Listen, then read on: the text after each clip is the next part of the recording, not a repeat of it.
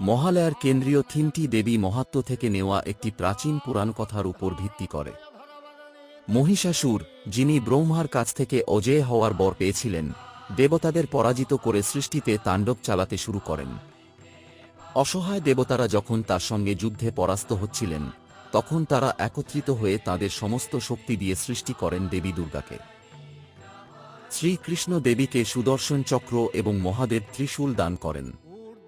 ব্রহ্মা দেবীকে দেন তার কমণ্ডলী। দেবী দুর্গা অপরিসীম শক্তি এবং অস্ত্রে সজ্জিত হয়ে মহিষাসুরের বিরুদ্ধে প্রবল যুদ্ধে অবতীর্ণ হন। এই যুদ্ধের 9 দিন রাত্রি ধরে আকাশ বাতাস প্রকম্পিত হয়েছিল। আর শেষমেশ 10ম দিনে দেবী দুর্গার হাতে মহিষাসুরের পরাজয় ঘটে। এই কাহিনী শুধু যুদ্ধের নয়, এটি হল অশুভের বিরুদ্ধে শুভের জয়ের প্রতীক। মহিষাসুরকে পরাজিত করার মাধ্যমে তিনি দেখিয়ে দিয়েছেন